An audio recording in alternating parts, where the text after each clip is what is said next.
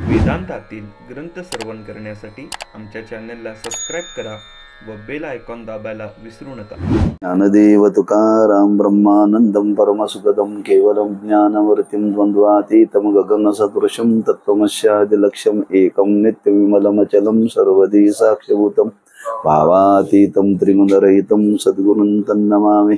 विनायकं गुरुं नौमि साखरे नाम विश्रुतं येषां चरणसान्निध्या जीवा मुक्ता भवन्ति.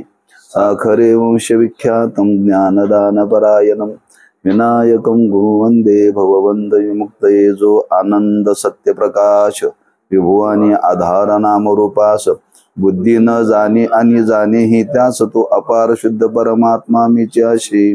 माझे अपार स्वरूप समुद्रावरती जणू तरंग ब्रह्मा विष्णू महेश गणपती. सूर्य चंद्र वरुण यम मिरविती देवी कुबेरे तैशीची. जो सर्वज्ञानी दयाघन मुनी हृदय ज्याचे करीती ध्यान त्याचे बुद्धी उपाधी करून मिथ्या भान मजचे माझे होतसे. ज्याच्या अज्ञानी भाषे जगत दोरीवरी सर्प दिसत परी दोई ठाईना सर्प जगत. ते स्वतंत्र आणि स्वयंब्रह्म मीच्याशे. पुण्य पुरुष सदैव निष्काम बोध प्राप्ती कारणे भजावा राम. तो मीचे आहे आत्मा आप्त काम तरी नमन कोणा करावे म्या. बोला, काय वाचलं, काय शंका, काय समाधान? अभ्यास केला का काय गोपाळ? वाचलं का? ती कामगाराची जमा खर्ची वय असते ना, ती फक्त शुक्रवारीच उघडतात, पगारा दिवशीच ना, बरोबर आहे ना? आधी मध्ये उघडणं का? त्याची पगार करायचा, मध्ये उचल किती दिल्या ते त्या दिवशी बघून ते वजा करून द्यायचं असते ना. तसं आपला ज्या दिवशी पाड त्या दिवशीच ग्रंथ उघडायचा, तोपर्यंत काय त्याचं कामच नाही. होय,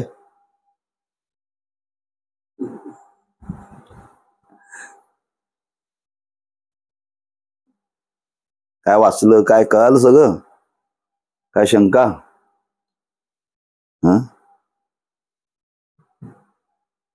पूर्ण कळालं तरी शंका राहत नाही, आणि काही कळालं नाही तर पण शंका राहत नाही, बरं का?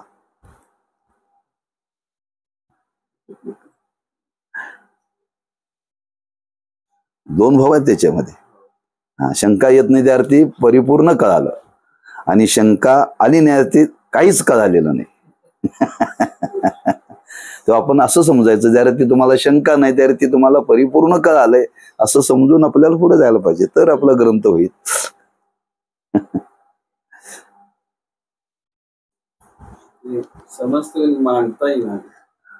भांडता येते का नाही?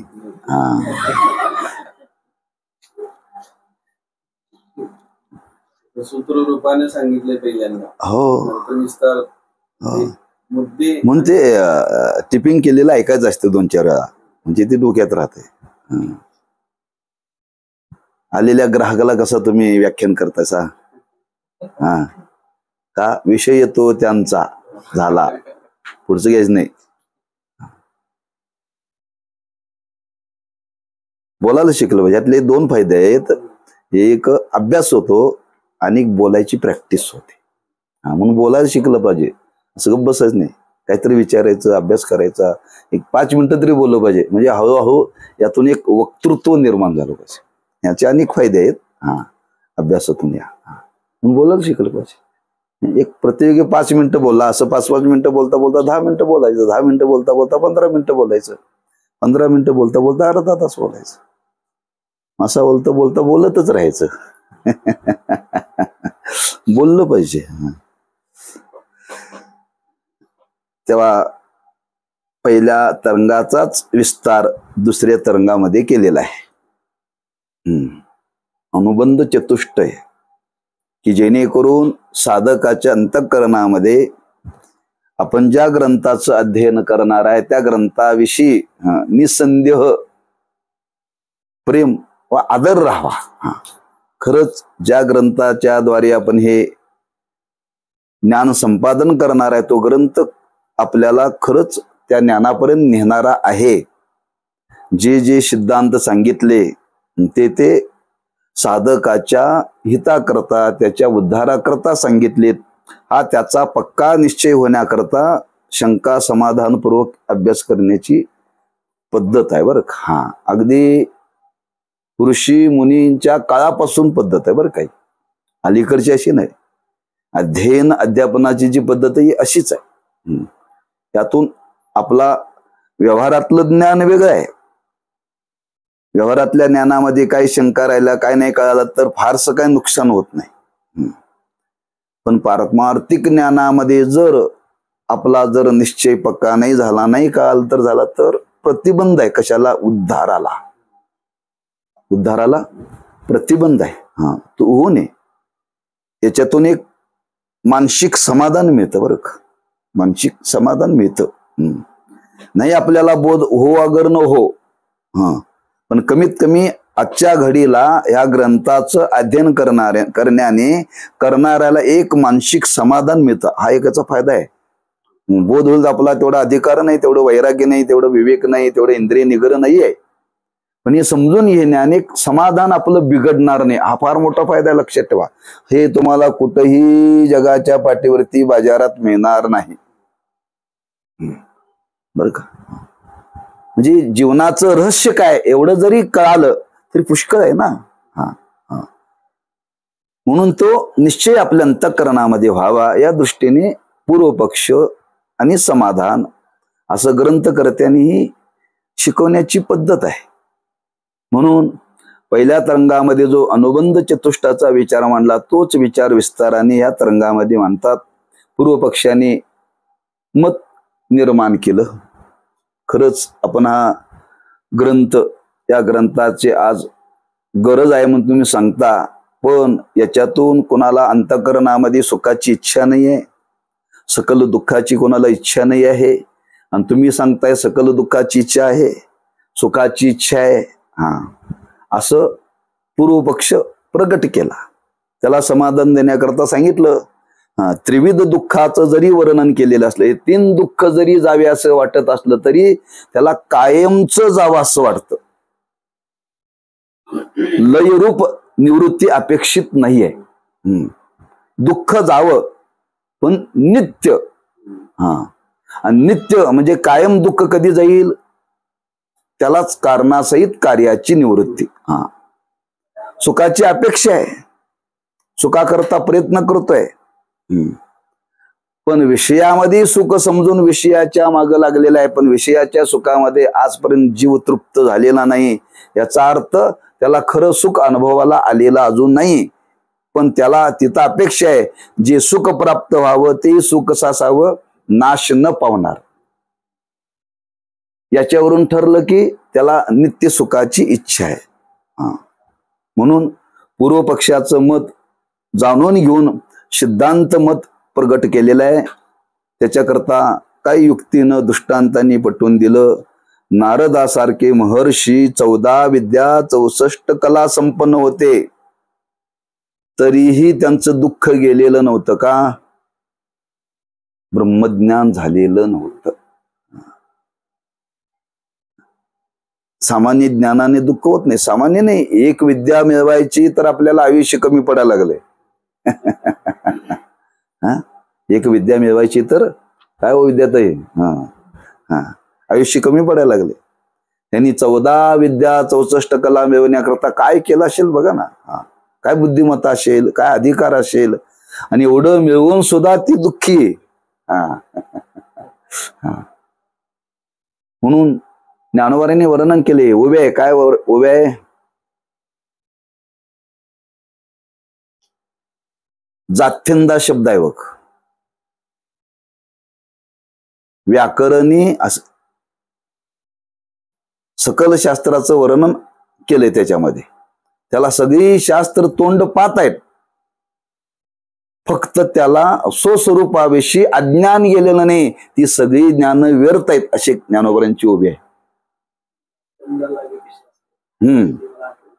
वयाच्या मनानं आठवत नाही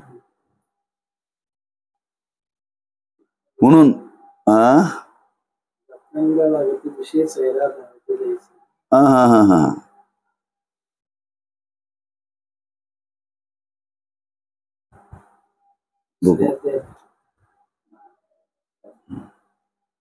बघू पुढे. तेव्हा कारणस वर्तमान जगन निवृत्ती रूप मोक्षाच्या प्रथम अंशाची इच्छा सर्वांना होते हे सिद्ध झालेलं आहे. आता दुसरा विचार मांडलेला, आता ब्रह्मप्राप्ती रूप मोक्षाच्या द्वितीय अंशाची कुणी इच्छा करीत नाहीत याचे समाधान सांगतो. इथं झालोय ना.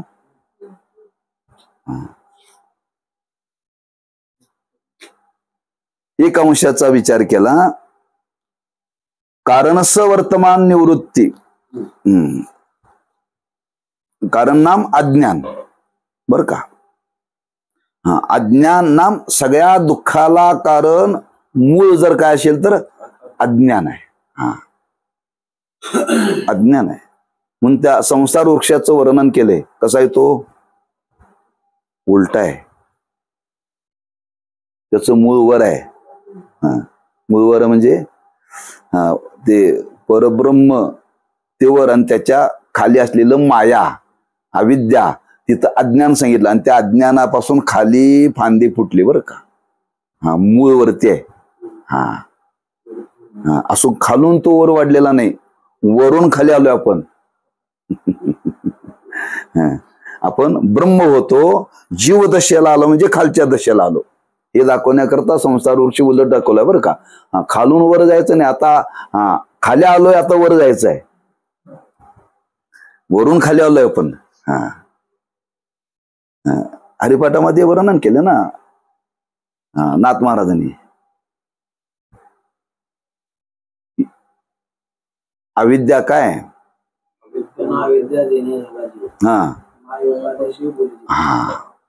त्या अविद्येमुळे जीवदशाला आपण आलो. म्हणजे अविद्या नाम अज्ञान, आणि ते सगळ्याला मूळ कारण आहे बरं का.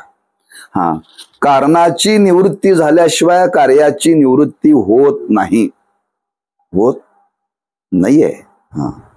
आणि सगळ्या दुःखाला कारण जर काय असेल तर स्वस्वरूपाचं अज्ञान.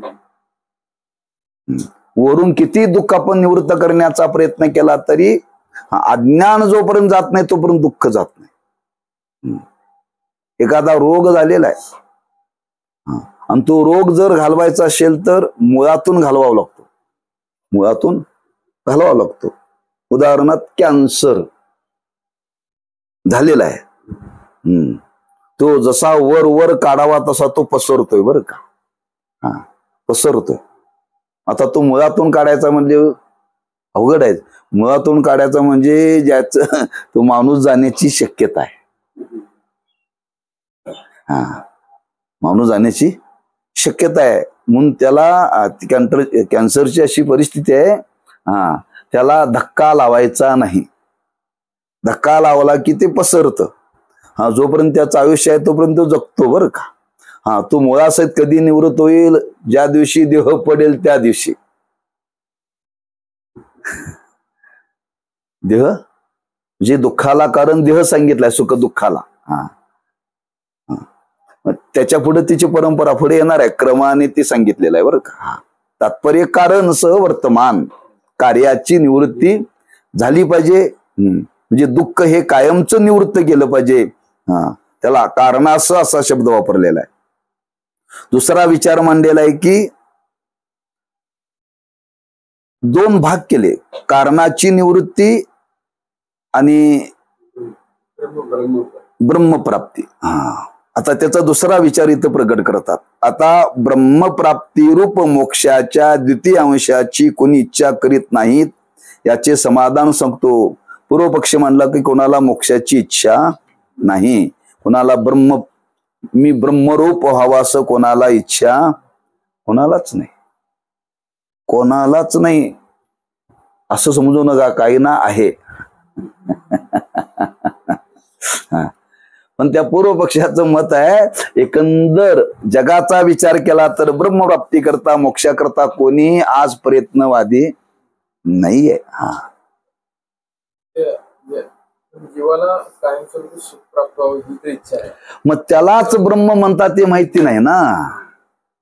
त्यालाच मोक्ष म्हणतात ते, हेच अज्ञान निवृत्त करायचं. हो म्हणून आपण परवा बोलून गेलो, माणसाला अज्ञानाचंही ज्ञान असावं. काही लोकांना अज्ञानाचं अज्ञान आहे. आपण जे आज सुख सुख म्हणतो, ते सुख लोकाला कसा अपेक्षित, दुःख संबंध रहित, त्याच्यामध्ये दुःखाचा संबंध येऊ नये, ते कायम राहिलं पाहिजे. असं सुख कोणतं आहे? ब्रह्मसुख आहे, त्यालाच मोक्ष म्हणतात. मोक्ष म्हणत त्याला फक्त सुखाची इच्छा आहे, सुखाची इच्छा आहे.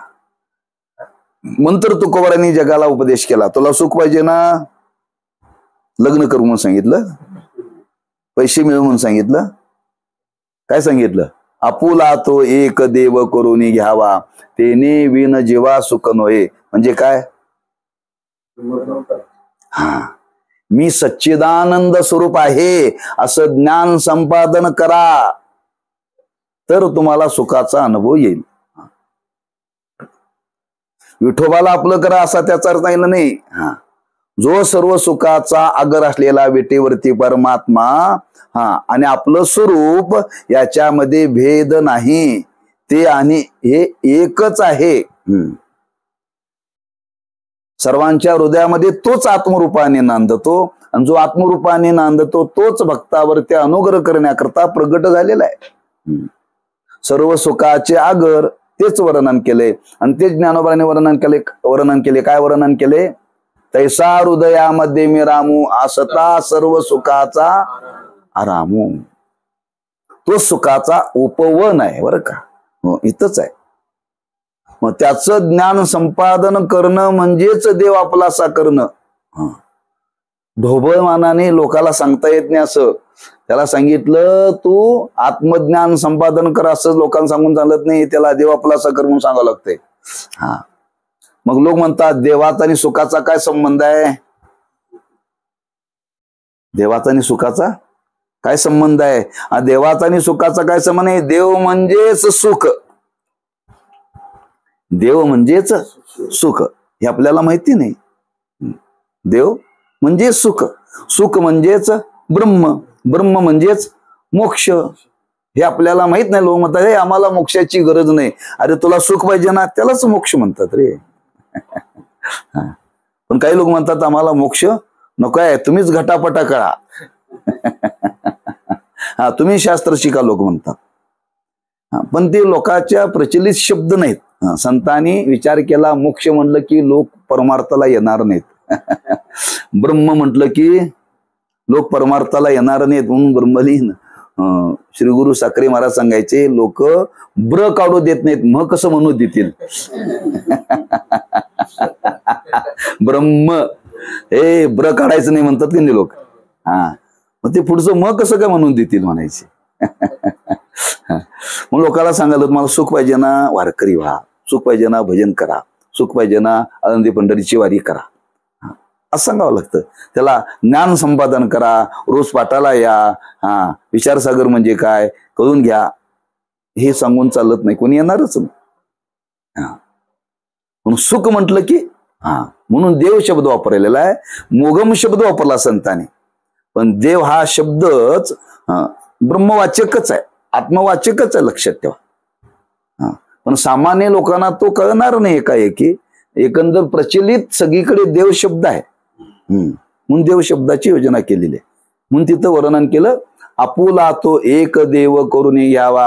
आणि शेवटी सांगितलं, असा ज्याला आत्मत्वाने मी सच्चिदानंद स्वरूप आहे असं ज्याला ज्ञान झालं, त्याला काय होतं? तुका म्हणे एका मरणेची सरे, तो जिवंत राहतो आणि मरण निवृत्त होतं. मरण माझे मरोनी गेले, त्याला कळालं मरण देहाला आहे, मरण देहाला आहे, मला मरणच नाही, मरण सरे, काय उरे? कीर्ती उरे. व्यवहारातलं शब्द वापरला नाही, त्याला निश्चय झाला, अरे मी सच्चिदानंद स्वरूप आहे, मला जन्माला यावं लागत नाही आणि मला मरावं लागत नाही, असा निश्चय झाला. कधी? देव आपला असा केल्यामुळं त्याच्या जीवनातलं मरणरूपी दुःख निवृत्त झालं. हा फायदा आहे का त्याचा? अशी संगती तिथं लावलेली आहे बरं का. म्हणून इथं त्याचा विचार केलेला आहे सिद्धांत मताने. छांदोग्य उपनिषदात सनत कुमारांनी भूमा नाम ब्रह्म सुखरूप आहे असे सांगितले आहे.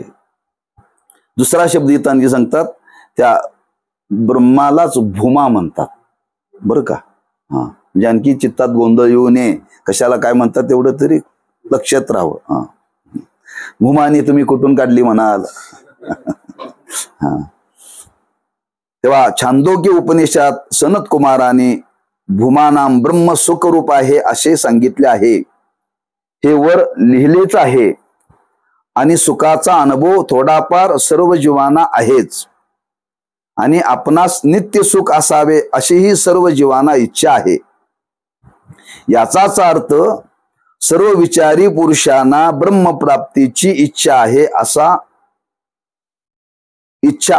असा होतो. म्हणजे ज्या अर्थी प्रत्येकाला सुखाची इच्छा आहे, आणि सुख म्हणजेच ब्रह्म, याच्या व्यतिरिक्त तुम्हाला सुख कुठेही मिळणार नाही. सुखाची इच्छा आहे ना, नाम त्याला ब्रह्मप्राप्तीचीच इच्छा आहे. हे सिद्ध होतं. फार तिथं डोकं चालवायची गरजच नाही. प्रत्येकाला सुख हवाय, प्रत्येकाला सुख आहे. फक्त घडलंय काय,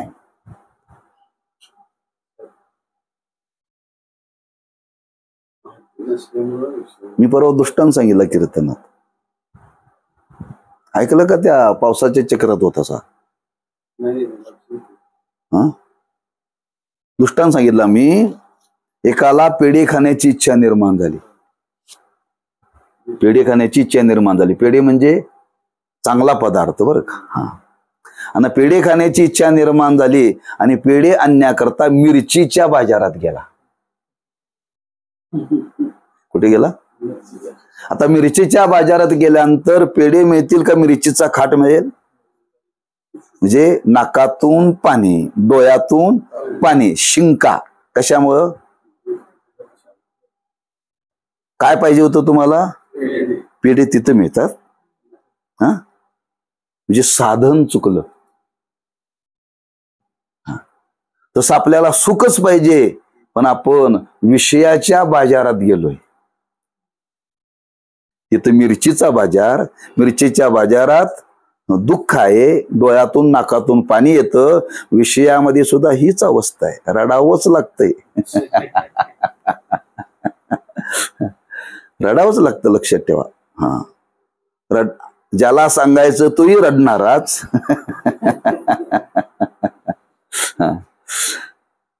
म्हणून ज्ञानवरांनी वर्णन केलं, दुःखी या दुःखची जिव्हार. दुःखी माणसाला दुःखी भेटला, बुडत होता, आणि बुडणारा ओरडत होता मला काढा. ऐकणाऱ्याने अरे त्याला काढावं असं वाटलं, पण मला पोहायला येते हे त्याच्या लक्षात राहिलं नाही, त्यानं उडी मारली. परिणाम दोघही बुडाले का?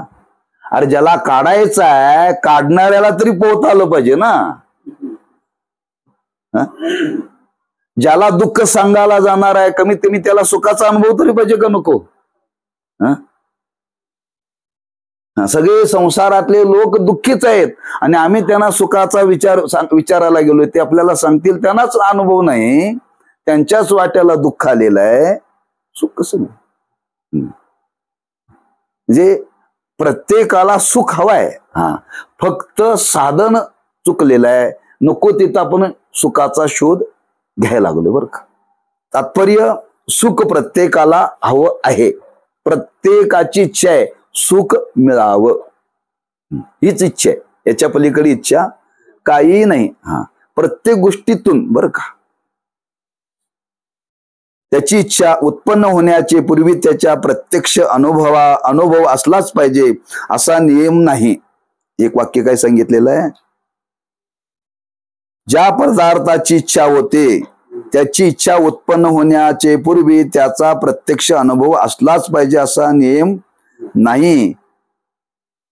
कारण कोणास एखाद्या सुंदर पदार्थाचे वर्णन ऐकून त्या पदार्थ प्राप्तीची इच्छा होते.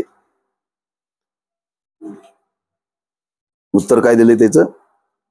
एखाद्या सुंदर पदार्थाचं वर्णन ऐकलेलं आहे, आपण पाहिलेलं नाही, त्याचा अनुभव नाही. उदाहरण, एक जर ग्रस्त गेला अमेरिकेला, आणि अमेरिकेचं तिथलं सगळं पाहिलं, तिथली शिस्त पाहिली, तिथली स्वच्छता पाहिली, आणि त्यांनी वर्णन केलं आणि वर्णन केल्यानंतर आपल्याला इच्छा झाली एकदा काय आहे ना अमेरिकेला जावं. अमेरिकेचा अनुभव आपल्याला नाही, पण तिथलं वर्णन ऐकून इच्छा झाली का नाही.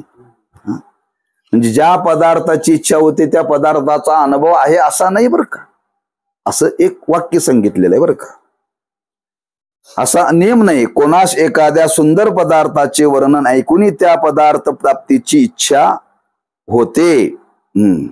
त्याप्रमाणे ब्रह्म सुखरूप आहे असे शास्त्र श्रवण करूनही ब्रह्मप्राप्तीची इच्छा होणे संभवनीय आहे. जर एखाद्या शहराचं वर्णन केल्यानंतर अनुभव नाही पण इच्छा होते, तसं तर त्या ब्रह्माचं जर वर्णन केलं, शास्त्राच्या द्वारे श्रवण केलं, तर त्याला ऐकून सुद्धा ती इच्छा होण्याची शक्यता आहे. आहे तुम्ही सांगितलं मुलगी सुंदर आहे, चांगली आहे. कोण पाहिली? मी पाहिली. ज्याला करायचा त्याला सांगितली. ते म्हणते मी एकदा बघायला जाऊया. काय इच्छा झाली का? बघितल्या का? काही संबंध नाहीये, पण सांगणाऱ्याच्या मुखातून ऐकलं चांगली आहे, घरानं चांगलं आहे, कुळ चांगला आहे, स्वभावानं चांगला आहे, चांगल्या नोकरीला आहे, सात्विक आहे, एवढं सांगितल्यानंतर इच्छा होते का नाही. तसं त्या ब्रह्माचं वर्णन केलं, ते वर्णन केल्यानंतर सुद्धा काही लोकांना इच्छा होऊ शकते. पदार्थ पाहिलेला नाही, अनुभव नाही, पण इच्छा होऊ शकते. व्यवहारातले पुष्कळ उदाहरण आहेत. स्वर्गाचं वर्णन केलंय. स्वर्ग कसा आहे? स्वर्गात म्हातारपण नाही. स्वर्गात म्हातारपण नाही बरं का. स्वर्गामध्ये रोग होत नाही. स्वर्गामध्ये दुर्गंधी नाही. साबणच्या फॅक्टऱ्या काय असतील त्या कलियुगातच, इथं मृत्यू लोकातच.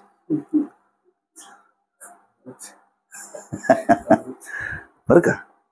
घामच येत नाही हो, दुर्गंधीच नाही त्या देहाला. त्या देहाला दुर्गंधीच नाही, सुगंधच आहे त्या देहाला. का? तिथं अन्न खावंच लागत नाही. अमृत सेवन करूनच माणसं जगतात. अमृत सेवन करून जगतात बरं का. असं त्या स्वर्गाचं वर्णन केलं. ज्ञानोबराय म्हणतात काही लोकांना वाटलं एकदा स्वर्गाला जावंच. स्वर्गाला जावं. मग त्यांनी काय सुरुवात केली? यज्ञादी कर्म करायला सुरुवात केली. अनुभव नाहीये, कधी स्वर्ग पाहिलेला नाहीये, पण शास्त्राने वर्णन केले. आणि वर्णन केल्यानंतर काही माणसं त्या यज्ञाचं अनुष्ठान करायला लागले स्वर्गाला जाण्याकरता. जर स्वर्गाचं ऐश्वर्य ऐकून जर माणसाला स्वर्गाच्या सुखाची इच्छा होऊ शकते, तर आपल्या स्वरूपाचं वर्णन केल्यानंतर शास्त्राने केलेलं आहे ते कथाकथित नव्हे, यथार्थ केलेलं वर्णन आहे. त्याच्या वर्णन करण्याच्या मागे काही लबाडी नाहीये. मग जर ते शास्त्राच्या द्वारे जर आपण ऐकलं तर कोणाच्याही मनामध्ये वाचेल खरंच एकदा हे जाणलं पाहिजे बरं, जाणलं पाहिजे. म्हणून शास्त्र श्रवण करूनही ब्रह्मप्राप्तीची इच्छा होणे संभवनीय आहे. शिवाय ब्रह्म व्यतिरिक्त अन्य कोटी सुख नाही. सुख म्हणजे ब्रह्म असा शास्त्र सिद्धांत आहे. आणि प्रत्येक जीवास यत्किंचितही का होईना पण सुखाचा प्रत्यक्ष अनुभवही आहे. सुखाचा काही अंशाने आपल्याला अनुभव आहे ना, कुठं ना कुठं तरी सुख आहेच. काही माणसांना विचारलं काय गप्पा मारतो त्याचा? अहो त्यात आनंद आहे. काय लोक कशाला तंबाखू खाता महाराज? त्यात आनंद आहे. आनंद असल्याशिवाय खातात का माणसं? आनंद असल्याशिवाय. काही लोकांना भांडायची सवय फार आहे हो, भांडण्यातच आनंद आहे काय लोकांना. म्हणजे जे जे माणसं काहीतरी करतात त्याच्या मागे काहीतरी त्याला सुख मिळतं म्हणून करतात. सुख मिळतं म्हणून करतात. म्हणजे काही अंशाने सुखाचा अनुभव आहे. आता तो त्याचाच आहे का नेमका कोणाचा ते पुढे सांगतील बर का. म्हणजे सुखाचा अनुभव काही अंशाने प्रत्येकाला आहे. म्हणजे ब्रह्माचा प्रत्यक्ष अनुभव आहे असे अंशतः अनुभूत असलेले ब्रह्मसुख त्याची प्राप्तीची इच्छा होणे साहजिकच आहे. यावर कुणी असे म्हणेल की विषयी सुख हेही जर तुमच्या मते ब्रह्मसुखच आहे तर पुष्कळ विषय संपादन करून नित्य ब्रह्मसुखाचा अनुभव घेणे हाच मोक्ष होईल. बर का, काही अंशाने सुखाचा अनुभव आहे सांगितलं, पण विषयामध्ये सुख आहे आणि त्या सुखाकरताच माणसं विषयाचा उपभोग घेतात. काही असो, एक कश्चित तंबाखू म्हणजे काय फार किमतीवान पदार्थ नव्हे, सामान्य आहे बर का, पण जी माणसं खातात त्यावरती त्याच्यातून काहीतरी सुखच आहे ना, सुखच आहे. मग जर विषय सुख हेच जर प्रत्येकाला अपेक्षित आहे असे जर तुम्ही सांगत असाल तर त्यालाच ब्रह्मसुख म्हणता येईल का?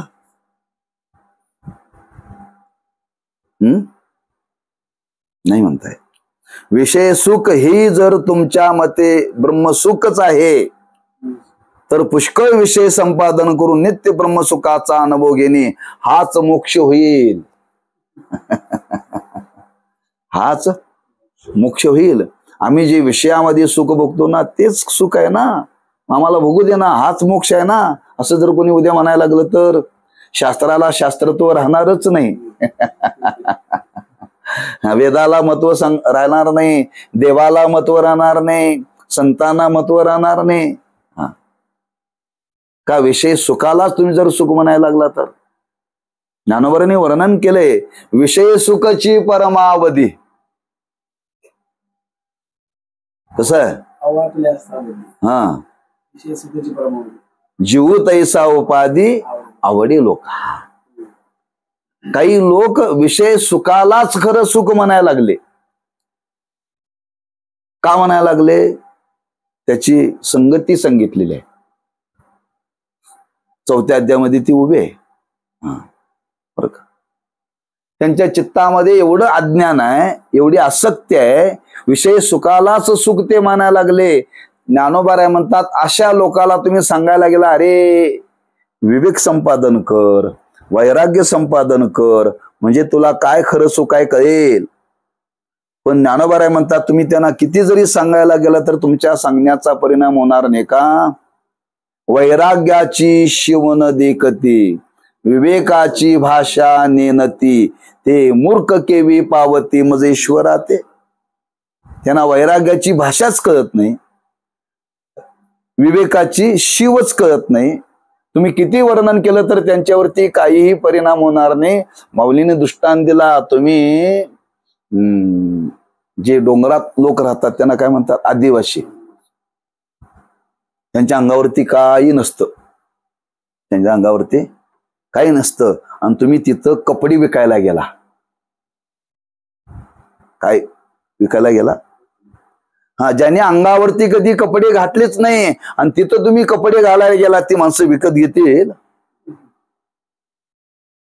दृष्टांत दिलाय माऊलीने बरं का. त्यांना कधी संबंध कपड्याचा आलाच नाही आणि तिथं तुम्ही विकायला गेला, हा, एकही तुमचा कपडा खपणार नाही. तसं ज्यांना विवेक म्हणजे काय माहिती नाही, वैराग्य म्हणजे काय माहित नाही, तिथं तुम्ही ब्रह्मज्ञान सांगायला गेला, तुमचं दुकान चालेल? लोक म्हणतात महाराज हो, या महाराजला कोणी बोल, पुढच्या वर्षाची तारीख घेऊ नका बरं का. पुढच्या वर्षाची तारीख, तो ब्रह्म काय सांगत होता, माया काय सांगत होता, अविद्या काहीतरी म्हणत सांगत होता. हे काय कोणाला कळतंय? भाषाच कळत नाही हो. मुक्त व्हायचा प्रश्न वेगळाच. हा, मग तुम्ही विषय सुखाला जर मोक्ष म्हणू लागला तर नाही, ते मान्य होणार नाही बरं का. म्हणून मग सर्व विषय सौख्य परित्याग करून करावयाचे काय? असं कोणी प्रश्न करेल. जर विषय सुखच हे जर मोक्ष आहे तर विषयाचा त्याग कशाला करायचा? काय गरज आहे का करायची? तेच सुख आहे ना, कुणी त्याचा त्याग करणारच नाही असा प्रश्न केला. पण हे म्हणणे बरोबर नाही. हे सिद्धांताला जुळत नाही, अनुभवालाही जुळत नाही बरं का. कारण ब्रह्म व्यतिरिक्त सौख्य कोठेही नाही. विषय सौख्य ही ब्रह्मसौख्यच आहे हे खरे, तथापि दुःख संबंध रहित केवळ सुखाची सर्व पुरुषांना इच्छा आहे. विषय सौख्य ही ब्रह्मसौख्यच आहे हे एका परीने विचार केला तर हे खरंच आहे, चुकीचं नाही आहे बर का. वाक्य रचना कशा बघा, तिथं कॉमा दिलेला आहे. विषय सौख्य ही ब्रह्मसौख्यच आहे कॉमा, पण हे खरं आहे. तथापि प्रत्येक जीवाची अपेक्षा आहे दुःख संबंध रहित सुखाचा अनुभव यावा.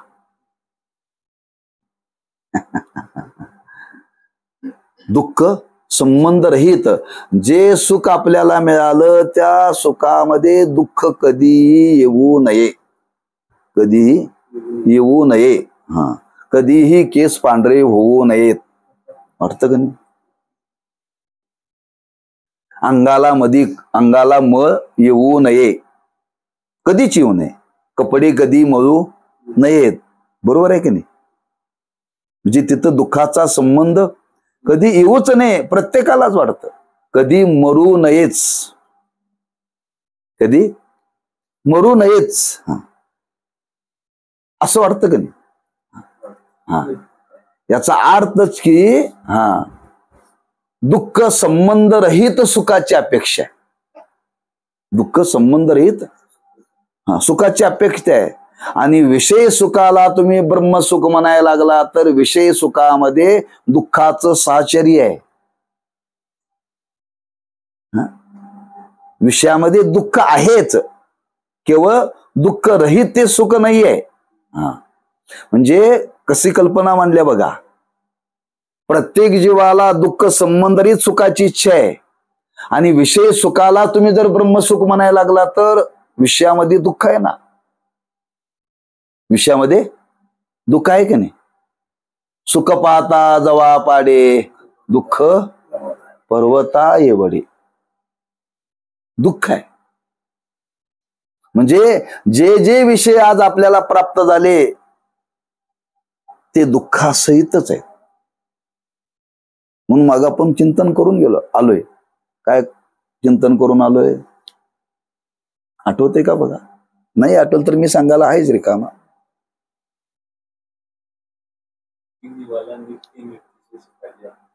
नाही, दृष्टांत दिला एक माऊलीने दिलेला, आपण त्या वेळेला ते आठवलं पाहिजे. कुठल्या वेळी कुठली लगी लावायची, कुठली सरपट वाजवायची, बरोबर आहे ना? कुठल्या वेळी कोणत्या प्रमाणाला कुठला राग लावायचा. पहिल्या चरणाला भैरवी लावून चालत नाही. कुठल्या संपर्ला कुठली हे काय काट, बरोबर आहे. प्रत्येक क्षेत्रात महत्व आहे हो, ते कळावं लागतं ना. मंत्री गिराक येत आहे, उगाच येत नाही. गिराक रात्री एक मनुष्य कीर्तना बसला, म्हणजे महाराज तुमच्याकडे जादू आहे का म्हणले. काय झालं? मी तुमची कीर्तन ऐकतोय, तुमच्या कीर्तनात वेळ गेलेला कळतच नाही म्हणाला. तुम्ही काय घड्याला काय करताय काय म्हणाला. तुम्ही मला ओळखत नाही पण तुमची मी कीर्तन ऐकतो, मी एवढी कीर्तन ऐकतोय, युट्यूबवरती ऐकतोय, प्रत्यक्ष ऐकतोय, तुमच्या कीर्तनात वेळ गेलेला कळतच नाही म्हटले. रात्री मला पोचायला उशीर झाला.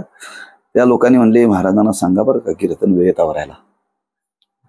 ते मध्यस्थी वारकऱ्यांनी महाराजांचं कीर्तन वेळेतच असतं बरं का म्हटलं. 9:45 विना घेतलं हो. कीर्तन होतं 9 ते 11.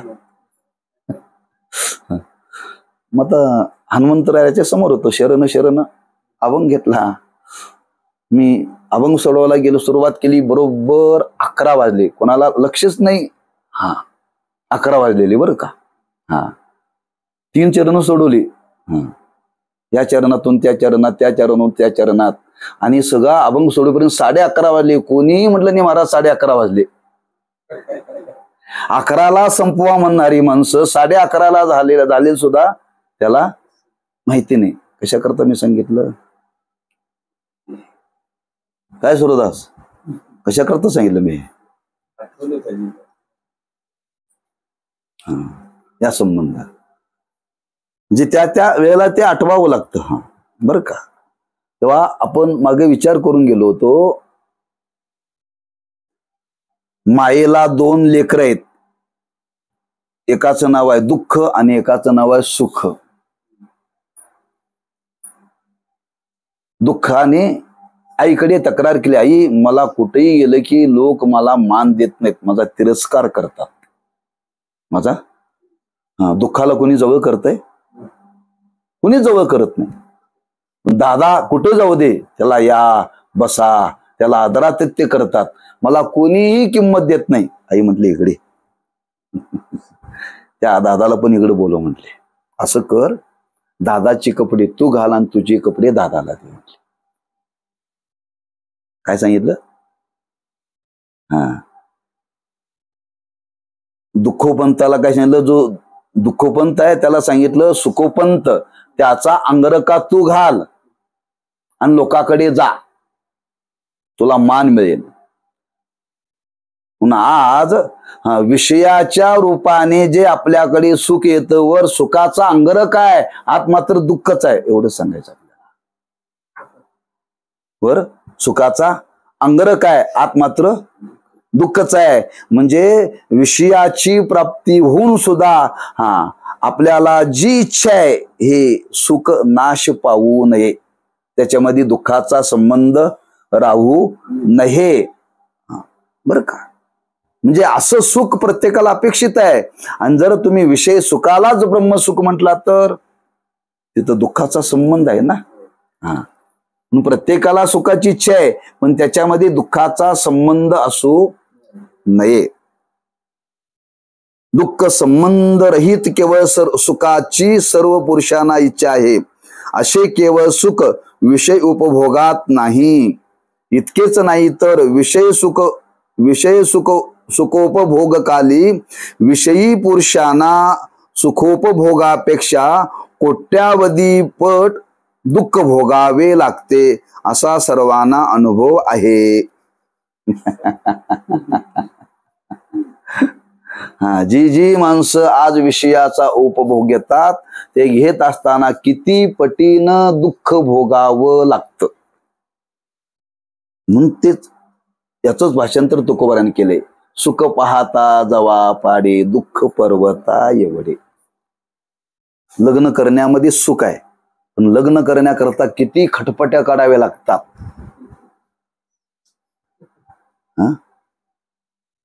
किती दुःख आहे त्याच्यामध्ये. ह्याच्याकडे जा, त्याला विनवणी कर, ह्याला मुलगी बघा म्हणा, त्याला बघा म्हणायचं, भडजे लवलवा, एवढं त्या मांडवाल्याला ठरवा, सगळ्या कटकटीच आहेत. हो, सगळ्या कटकटीच आहे. बरं, सगळं प्रयत्न करून कष्टाने लग्न शेवटी केलं, एवढ्या कष्टाने केलं, तरी ती आपल्या इच्छेप्रमाणे वागेलच आहे. तडजोड करूनच चालतंय सगळं. हो, तडजोड करूनच चालतंय, नाही का. ती म्हणते रविवारी माहेरला गेलंच पाहिजे, सुट्टी दिवशी तुमचा पाठ बाजूला ठेवा. सुख आहे का दुःख आहे? म्हणजे विषयाच्या सुखाचा उपभोग घेण्याकरता एवढी दुःख आपल्याला भोगावे लागतात. अनुभव प्रत्येकाला अनुभव आहे. फार फार कष्ट आहे. एक ते कीर्तनकार सांगतात, म्हणजे आम्ही जरी कीर्तनाला आलो तरी घरात गेल्यानंतर बाया आम्हाला फार बोलतात, म्हणले तुम्ही आमचं ऐकताय, आम्हाला तिथं ऐकावं लागतं म्हणले त्यांचं. म्हणजे कोट्यावधी पटीनं दुःख आहे, कुठं सुखाचा भास आहे. बरं का, केवळ सुखाचा भास आहे. म्हणून तो दृष्टांत दिला, फार दृष्टांत दिला तुकोबारांनी सुंदर. बरं का. कोट्यावधी परीनं दुःख आहे, किंचित म्हणून किंचित सुखाचा धरिला अभिलाष. पुढं सारखेच आपण बघूया. किंचित सुखाचा. बरं का. म्हणून तो दृष्टांत दिला, एक ग्रस्त प्रवासाला निघाले, पायी प्रवास आणि वनातून प्रवास, जंगलातून, आणि प्रवास करता करता करता त्या भर अरण्यामध्ये गेल्यानंतर त्याला वाघ दिसला. वाघ दिसल्याबरोबर त्याच्या अंगाला घाम सुटला बरं का. आता आपलं काय खरं नाही म्हणून त्यांनी पळायला सुरुवात केली. जिकडं रस्ता दिसेल तिकडं पळायला लागला. पळता पळता पळता त्याला मी रस्त्याने पळालोय का कुठं पळालो याचं भान राहिलं नाही. आणि पळता पळता पळता एका विहिरीत पडला. विहिरीत पडता पडता पडता त्या विहिरीच्या कडेला एक वडाचं झाड होतं आणि त्याच्या पारंब्या लोंबत होत्या. त्याच्या हाताला सहज एक पारंबी लागली आणि तो लोंबकत राहिला बरं का. विहिरीच्या वरी नाही, विहिरीच्या खाली नाही आणि मध्यावरतीच धावत आलेला आहे. धाप लागलेली आहे, अंगाला घाम सुटलेला आहे, वाघ लागलाय पाठीशी, भय आहे पोटामध्ये. आणि त्या झाडाला लोंबकवतोय. तिथं का सुख आहे? चिंताग्रस्त आहे. आणि हे लोंबकत त्याने पाहिलं वर तर वाघोबा बरोबर काठावर येऊन बसला बरं का. त्यांनी विचार केला, आता हा जर बाबा झाडावर चढून जर माझ्या जवळ आला, खाली उडी मारावी, बघितलं भला मोठा नागोबा. भला मोठा नागोबा. वर यावं तर वाघोबा, खाली जावं तर नागोबा. लमकत राहिलेला आहे, जसा कोरडा पडला हो. घाम सुटला अंगाला ना. आणि योगाने त्या झाडाला मोहळ लागलेलं होतं. काय लागलेलं होतं? आणि ती पारंबीचा धक्का त्या मोहळाला लागल्यावर माश्या उठल्या ते ह्याला चावायला सुरुवात केला. आता का गुदगुले होत असतील. खाली दुःख आहे, वर दुःख आहे, माश्या चावत आहेत, अंगाला वेदना होत आहेत, सोडता येत नाही. सोडलं तर खाली नागोबा आपल्याला टसणार, वरती यावं म्हणलं तर वाघोबा. आता काय करावं? माश्या तर चावायला लागलेत. किती दुःख आहे हो, कल्पनेच्या बाहेर आहे बरं काय आहे. एवढं दुःख आहे. आणि एवढ्यात ती मोहळाची पोळी फुटली आणि त्यातला मध बरोबर ह्याच्या नाकाच्या शेंड्यावर पडला. आणि तो नाकाच्या शेंड्यावरती पडलेला बरोबर तोंडात आला. हा काय मध आहे म्हटलं. हेच वर्णन केलंय. कोट्यावधी एवढं दुःख भोगायला लागलाय आणि एक थेंब मधाचा तोंडात गेला. काय मध आहे म्हणतात. हीच विषय सुखाच्या बाबतीत अवस्था आहे बरं. म्हणून इथं त्यांनी शब्द वापरलाय. काय शब्द वापरलाय? सुखोपभोगापेक्षा कोट्यावधी पट दुःख भोगावे लागते. असा सर्वांना अनुभव आहे. हे कथाकथित नाही. कथाकथित नाहीये, अनुभव आहे. म्हणून ते विनोदाने महाराज सांगायचे. हे एक विद्यार्थी पाठाला रोज यायचा आणि पाठाला येण्याकरता उशीर झाला. गुरुजींचा स्वभाव कडक होता. गुरुजींनी सांगितलं उशीर झालाय, आत यायचं नाही. तू फार रागावले बरं का. रागावल्यानंतर ह्याला रागाला म्हणलं जाऊ द्या, हा एक गुरु सोडू दुसरा बघू म्हणाला. काय एक गुरु सोडू दुसरा बघू म्हणाला. आम्ही काय सांगाल इकडे लक्ष द्या. आणि घरी आला. त्याच्यावर मित्र होता आणि घरी आल्याबरोबर लग्न झालेलं होतं त्याचं. आणि काहीतरी त्याला येता येता बायकोनी काहीतरी आणायला सांगितलं होतं. पण ह्या विचारामध्ये तो विसरला आणि घरात आल्याबरोबर बायकोनी शिव्या द्यायला सुरुवात केली बरं का. अशा शिव्या देत होती ती शेलक्या. नॉन स्टॉप 27 जण हरिपाठ म्हटल्यासारखाच. हा शांत होता. ते म्हटला, गुरु तुला एक वाक्यात रागवले तर त्यांचा त्याग केलास, बायको एवढी तुला शिव्या द्यायला तुला काय वाटत नाही? ते म्हणला, ती बोलती तेव्हा बोलती, तिच्या मनात काही नसते म्हणा. त्या सुखाच्या अपेक्षेनं एवढ्या शिव्या सहन केला पण ते दुःख वाटायला तयार नाहीये. अनुभव आहे सर्वांचा बरं का.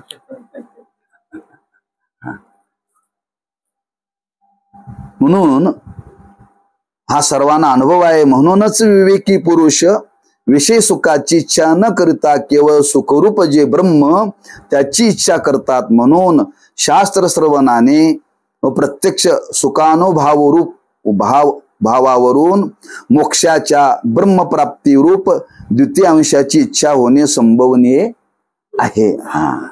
हा सगळ्या गोष्टीचा विचार केला, आपल्या अनुभवाचा विचार केला तर प्रत्येकाला दुःख संबंध रहित सुख पाहिजे. आणि ते एकमेव कुठला असेल तर ब्रह्मसुख. फक्त तो त्याला ब्रह्म म्हणत नाही. असं सुख प्राप्त व्हावं ज्या सुखामध्ये दुःखाचा संबंध नाही, याच्यावरून ठरतं त्याला मोक्षाची इच्छा आहे. मोक्षाची इच्छा आहे असं सिद्ध करून दाखवलं. अनुभवानं दाखवलं का बळजबरीनं? तुम्ही ह्याला ब्रह्मसुख म्हटलंच पाहिजे असं सांगितलं का? नाही, पटवून सांगितलं. विषय सुखाचा अनुभव असला तरी दुःख गेलेलं नाहीये. सुखाची इच्छा आहे, नित्य सुखाची इच्छा आहे. आणि त्या नित्य सुखालाच ब्रह्मसुख, त्यालाच मोक्ष म्हणतात. म्हणून कारणास वर्तमान कार्याची निवृत्ती आणि ची इच्छा सर्वांना आहे असं सिद्ध केलं बर का. आणखी त्यातला एक विचार राहिलेला सांगतात. आता सर्व पुरुष विषय सुखाची इच्छा करतात, म्हणून त्याचे ठिकाणी वैराग्य शमदमादिकांचा अभाव असतो. आणि मोक्षामध्ये तर विषय सुख मुळीच नाही. काय वर्णन केलेलं इथं बघा. आता सर्व पुरुष विषय सुखाची इच्छा करतात, म्हणून त्यांचे ठिकाणी वैराग्य शम दमादिकांचा अभाव असतो. आणि मोक्षामध्ये तर विषय सुख मुळीच नाहीये.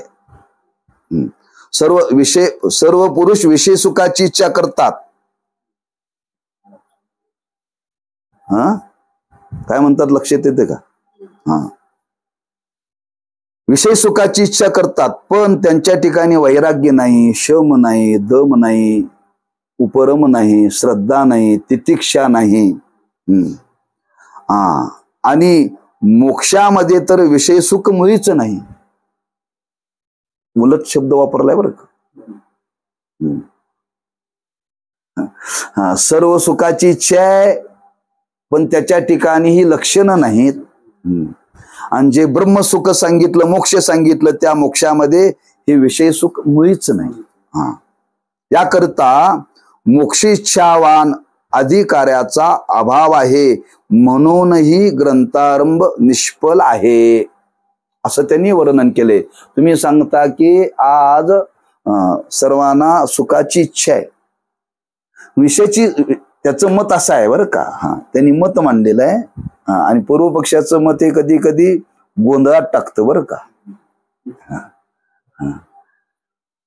पूर्व पक्ष असं म्हणतो सर्वांना सुखाची इच्छा आहे, सर्व सुखाची इच्छा आहे, सर्व सुखाची इच्छा आहे. तर माझं मत आहे त्यांच्या ठिकाणी वैराग्य पाहिजे होतं, विवेक पाहिजे होता, शम पाहिजे होता, दम पाहिजे होता. यातलं काहीच नाही.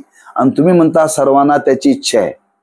ही लक्षणं ज्याच्या जवळ आहे त्यालाच ब्रह्मसुखाची इच्छा असा तुमचा सिद्धांत आहे. आणि ज्यांना ही सुखाची इच्छा आहे, ज्या विषयाच्या सुखाकरता इच्छा करतात, त्यांच्या ठिकाणी एकही लक्षण नाही. आणि तुम्ही म्हणता त्याला ब्रह्मसुखाची इच्छा आहे. हे जुळतच नाही म्हणतोय तो. हे जुळतच नाही का. ब्रह्मसुखाचा अनुभव कोणाला येतो? वैराग्यवानाला, अधिकाऱ्याला. विवेक आहे, शम आहे, दम आहे, यातला एकही लक्षण नाही. आणि तो विषयाच्या ठिकाणी सुखाची भावना करून तो त्याच्यामध्ये प्रवृत्त आहे आणि तो त्याच्याकरता प्रयत्न करतोय. आणि तुम्ही म्हणता हे त्याला पाहिजे. हे जुळत नाही म्हणतोय. या अर्थी जुळत नाही, त्या अर्थी तुमचा ग्रंथाचा आरंभ निष्फल आहे. ग्रंथाचा आरंभ निष्फल आहे का. असे अधिकारी माणसंच नाहीत म्हणतोय ते जगात. असे अधिकारी माणसं जगात नाही. अभावाचा अधिकाऱ्यांचा. हा, अधिकाऱ्यांचा अभाव नाही, अधिकारी लोकांची संख्या कमी आहे. अधिकाऱ्याचा जर अभाव असता तर ग्रंथ जन्मालाच आला नसता. अधिकाऱ्याचा अभाव असता तर ग्रंथ जन्माला आलाच नसता. अधिकाऱ्यांचा अभाव असता तर देवाचे संतांचे अवतार झालेच नसते.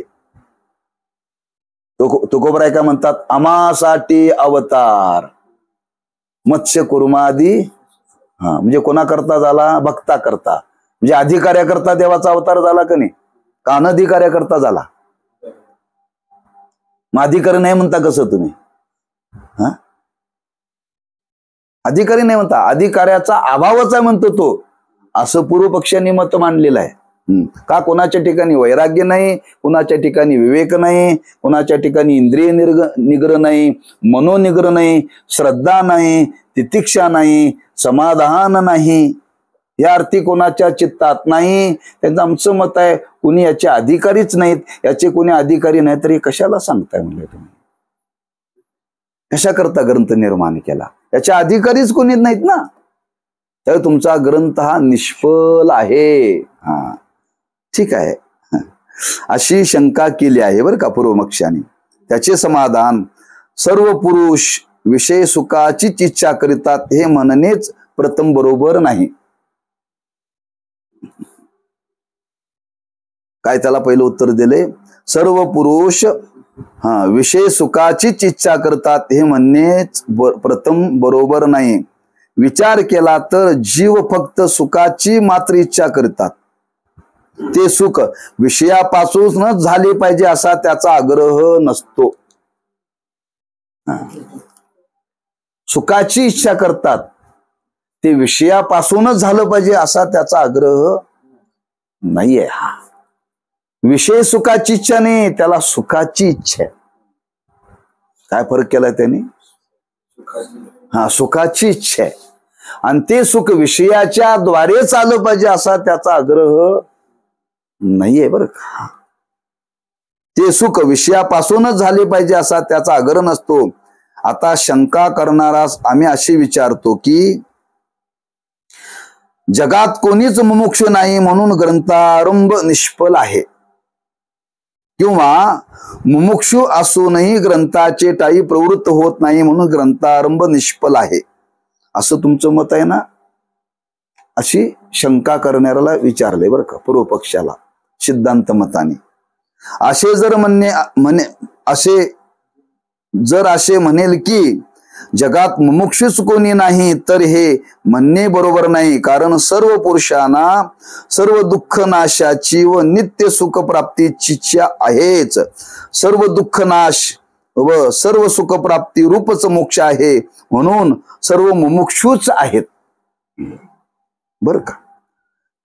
फक्त अपेक्षा एवढी आहे, आपल्याला सुख मिळावं, सुख मिळावं. मग ते कोणत्याही वाटे आलं तरी चालतं. काही लोकांना इच्छा आहे पैसे मिळावेत, टेबलाच्या खालून आले तरी चालतात. 2 नंबर धंदा करून केला तरी, अर्थात कचरा गोळा करून विकून आले तरी चालतात. पैसेच पाहिजेत ना. अमुक मार्गानेच पैसे मिळतात का, किशे कापूनही पैसे मिळतात. त्याचं ह्याला करण्याने सुद्धा का, फक्त पैसा मिळावा एवढीच अपेक्षा आहे. तो पैसा मिळवण्याकरता नोकरीच करायला पाहिजे असं काही नाही, पैसा मिळवण्याकरता कामालाच गेलं पाहिजे असं काही नाही. पैसे कुठल्याही मार्गाने मिळवतात, फक्त पैसा मिळावी हीच इच्छा आहे. मग पैसा मिळवण्याकरता माणसं काय काय करतात, तो लग्न जुळवतात माणसं. एजंट, बरोबर आहे, पैसे मिळतात. म्हणजे पैसे मिळवण्याकरता काही करतात. प्रत्येकाचं ध्येय पैसा मिळाला पाहिजे, पैसा मिळाला पाहिजे. एकाला म्हणणार तू ते म्हणला महाराज आमचं ध्येय पैसा मिळवणं, मग ते कुठल्या का मार्गाने मिळणार. हे जसं व्यवहारामध्ये आहे तसं इथं सिद्धांत मत सांगतात की प्रत्येकाला सुखाची इच्छा आहे ते सुख विषयाच्या द्वारेच आलं पाहिजे असं काही नाही. आणि एक असं सुख मिळावं की ज्या सुखामध्ये दुःखाचा संबंध नाही, अशी प्रत्येकाची इच्छा आहे. प्रत्येकाची इच्छा आहे. याच्यावरून असं ठरतं की प्रत्येक जण नित्य सुखाचीच इच्छा करतो आणि नित्य दुःखाच्या निवृत्तीचीच इच्छा करतो. हे सहज सिद्ध आहे. तो मुमुक्षुच आहे, फक्त त्याला मी मुमुक्ष आहे माहिती नाही. ज्याला ज्याला सुखाची इच्छा आहे, नित्य सुखाची इच्छा आहे, त्यालाच, त्या सुखालाच मोक्ष म्हटलेलं आहे. आणि मोक्षाची इच्छा करतो त्याला मुमुक्षु म्हणतात, असा सिद्धांत आहे. मग संगती कशी त्याची लावली लक्षात ठेवा. कुणी म्हणे आम्हाला मोक्षाची गरज नाही, त्याला सांगितलं नसू दे, आम्हाला तर कुठं आहे गरज म्हणायचं आपणही त्याला. मग आम्ही मोक्षाकरता प्रयत्न करतो, आम्ही सुखा करता पर्यंत, मग मी पण सुखा करता पर्यंत, मग दोघे सारखीच की आपण म्हणायचं. तुलाही सुखाची इच्छा आहे ना, आम्हाला पण सुखाची इच्छा आहे, सुखा करताच आम्ही प्रयत्न करतोय. पण त्याला मुमुक्ष म्हटलं की मान्य होत नाही बरं का. मुमुक्ष म्हटलं की मान्य होत नाही. पण जर विचार केला तर नित्य सुखाची इच्छा करणारा म्हणजे मोक्ष, त्यालाच मुमुक्ष म्हणावं. फक्त त्यात फरक काय केलाय, ज्याला तीव्र इच्छा आहे त्याला मुमुक्ष म्हटले शास्त्रामध्ये. तीव्र इच्छा आहे, आम्हा तुम्हाला तीव्र इच्छा नाहीये. तीव्र इच्छा नाही. पुन्हा शंका निर्माण केलेली. शंका, अहो मुमुक्षु असले तरी सर्वांना विषय सुखाची इच्छा आहे, याचे उत्तर काय? तो म्हणतोय तुमचं मत मला हे मान्य नाही, तुम्ही काहीतरी उगाच फिरवाफिरवी करताय. माझं मत आहे ते म्हणतोय सर्वांना विषय सुखाचीच इच्छा आहे, आणि विषय सुखाची इच्छा असणाऱ्याला तुम्ही मोक्ष म्हणताय कसं? सिद्धांत म्हणताना सांगितलं सुखाची इच्छा आहे, ते म्हणतोय विषय सुखाची इच्छा आहे प्रत्येकाला. विषय सुखाची इच्छा. पंच विषयाच्या पलीकडे माणूस गेलेला नाहीये. आज कोणी प्रपंचातला माणूस सुख व्हावं म्हणून सर्व कामधंदा सोडून कोणी देवाकडे चाललाय का? नाहीच आहे. विषयाच्या मागे लागलेला आहे. मग विषयाच्या मागे लागलेला आहे त्यावर ते आमचं मत आहे विषय सुखाची इच्छा आहे. आणि तुम्ही म्हणताय ब्रह्म सुखाची इच्छा आहे, हे आम्हाला मान्य नाहीये असं शंका उपस्थित केलेली आहे. त्याचे समाधान असे, हे म्हणणे खरे नाही. सर्वांना विषय सुखाचीच इच्छा असते असे नाही, फक्त सुखाची इच्छा असते. कारण झोपेत विषय सुख नसतानाही सर्व प्राप्त सुखाच्या विषयाचा परित्याग करून झोपेच्या सुखाची इच्छा कोणीही केली नसती. म्हणून सुख मात्र इच्छितात असेच म्हटले पाहिजे. त्यांनी पटवून दिले. तुम्हाला मोबाईल किती आवडतो? जीव की प्राण. जीव की उठल्यापासून झोपेपर्यंत तुम्ही एवढं त्या मोबाईलवरती प्रेम करताय, मोबाईल शिवाय तुम्ही राहू शकत नाही. पण ज्यावेळी झोप येते तुम्हाला, त्यावेळी त्या मोबाईलला तुम्ही बाजूला ठेवताय. मोबाईल बाजूला ठेवताय बरं का. ज्या दिवसभरावरती ज्या मोबाईलवरती एवढं प्रेम केलं, दिवसभर त्याच्यावरती तुम्ही जगला, पण झोपेमध्ये मोबाईल नसताना तुम्हाला सुखाचा अनुभव आला, तो कुठून आला? कुठून आला? झोपेत सुख विषय आहेत? एकही पंच विषयापैकी एकही झोपेमध्ये विषय नाहीत. मग तुम्हाला सुख तिथं उपभोगायला मिळतं का नाही? मग हे सुख विषया वाचून मिळालं का विषयातलं मिळालं? मग तुम्ही काय म्हणतात, विषय सुखा करतात माणसं प्रयत्न करतात, हे जुळतंय? म्हणजे खोडलं का नाही मत? विषय सुखाची इच्छा नाहीये, सुखाची इच्छा आहे. झोपेमध्ये जे सुख मिळतं तिथं एकही विषयाचा संबंध नाही. गाढ झोप लागलेल्या माणसाला माहित आहे मला एशी मध्ये मी झोपलोय. गाढ झोप लागलेल्या माणसाला माहित आहे मी दंडलाप गादीवरती झोपलोय. काहीच संबंध नाही बरं का. काही संबंध नाहीये, कुठलाच नाही. ज्याला खरी झोप येते ना, तो गादी आहे का घोंगडा आहे का जमीन आहे बघत नाही. लक्षात ठेवा, जिथं पडेल तिथं झोप लागते. तो कशाचीच इच्छा करत नाही. ज्याला झोपच येत नाही तो म्हणते हे फॅनला हवाच नाही, म्हणतो फॅनला हवाच नाही, गादीच बरोबर नाही म्हणते, सगळं सांगून होते जागाच बरोबर नाही याची. जागाच एवढं करून झोप नाही लागते. आज काहीतरी खाऊ घातले घरातल्या लोकांनी, बरोबर काय खाऊ घातलेलं नाही बरं का. झोपच येत नाही ना, झोपच येत नाही. अशी थोडेफार आहेत बरं का. पण माणसाला खरी झोप येते तिथं काहीही लागत नाही. सर्व विषयाचा अभाव आहे झोपेमध्ये, आणि सर्व विषयाच्या अभावामध्ये झोपेमध्ये सुख मिळतं. ते विषयाचं सुख आहे का? पण सुख आहे का नाही? म्हणून विषय सुखाची इच्छा नाही, सुखाची इच्छा.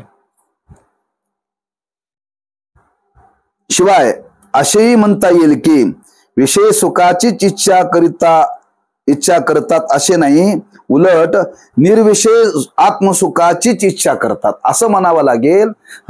प्रत्येक जण विषय सुखाची इच्छा करत नाही, आत्मसुखाची इच्छा करतो, नित्य सुखाची इच्छा करतो.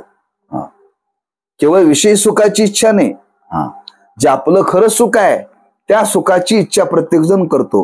कारण सर्व पुरुषांना प्रारब्ध बलाने न्यूनाधिक विषय सुख प्राप्त असूनही सदा अशी इच्छा होते की आम्हास अविनाश सुख प्राप्त व्हावे. काही लोकांना असं त्यांनी वर्णन, सर्व सुख, गाडी चांगली आहे, बंगला इच्छेप्रमाणे आहे, पत्नी इच्छेप्रमाणे आहे, मुलं इच्छेप्रमाणे आहे, रोजचा स्वयंपाक करणारी सुगरण आहे, तरीही त्याला वाटते आपल्याला असं सुख प्राप्त हवं, त्याचा नाश होऊ नये. आता असे सगळं सुख अनुकूल आहे बरं का. सगळं सुख अनुकूल असताना सुद्धा त्याला वाटते आपल्याला सुख कसं व्हावं, नित्य. म्हणजे चांगल्या बंगल्यात राहणारा बरं का, भाड्याच्या नव्हे. 25-50 कोटीच्या गाडीत राहणारा, सर्व प्रकारचं सुख आहे, तरीही त्याला इच्छा आहे हे खरं सुख नाहीये, हे खरं सुख नाहीये. आपल्याला असं सुख प्राप्त व्हावं ज्या सुखाचा नाश होऊ नये. म्हणजे जो खऱ्या विषय सुखामध्ये राहणारा माणूस सुद्धा शेवटी नित्य सुखाची इच्छा करतो, नित्य सुखाची इच्छा करतो. आम्हास अविनाश सुख प्राप्त व्हावे, असे अविनाश सुख तर आत्मरूप मोक्ष आहे. असं फक्त एकच सुख आहे, आपलं आत्मस्वरूप. म्हणून सर्व पुरुष मुमुक्षुच आहेत. आता मुमुक्षु असूनही ग्रंथाचे ठायी प्रवृत्त होत नाहीत, याविषयी विचार करू. मुमुक्षु असून का प्रवृत्त होत नाहीत? ग्रंथ मोक्षाचे साधन नाही म्हणून, किंवा ग्रंथाहून दुसरे काही मोक्षाचे साधन असून या साधनात प्रवृत्ती आहे म्हणून, अथवा विवेक वैराग्य शमदमादी संपन्न ज्ञान प्राप्त करून घेण्यास योग्य अधिकारी नाही म्हणून या ग्रंथाचे ठायी प्रवृत्ती नाही का? पुढचा विचार, पुन्हा शंका निर्माण केलेले. ज्या पूर्व पक्षाचं मत होतं त्या पूर्व पक्षाचं मत शंका निवृत्त करून पुन्हा सिद्धांत मतामध्ये शंका निर्माण केली की खरंच सर्व सुखाची इच्छा असून सुद्धा आज लोकांची इकडं प्रवृत्ती का नाही?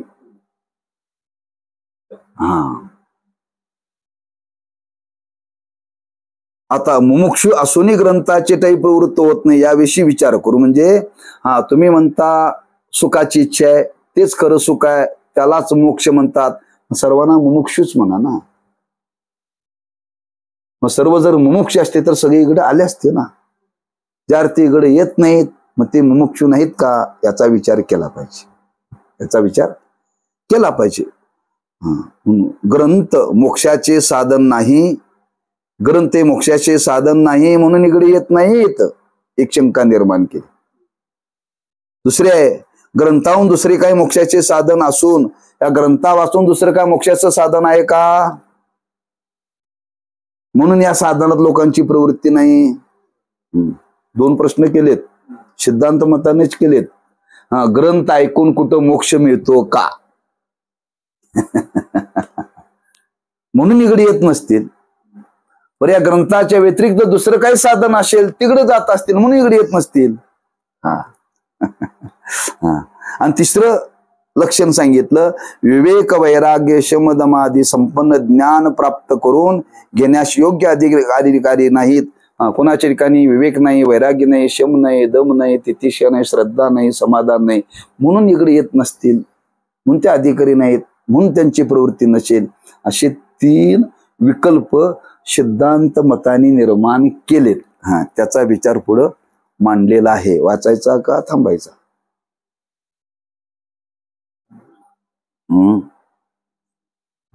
वरील विषयाचे क्रमाने समाधान सांगतो. पुढच्या पाठात बघू. आपल्याला वेळ कमी आहे. पुढच्या पाठात बघू. कुंडली कवरदारी विठ्ठल श्री ज्ञानदेव तुकाराम. विठ्ठल विठ्ठल.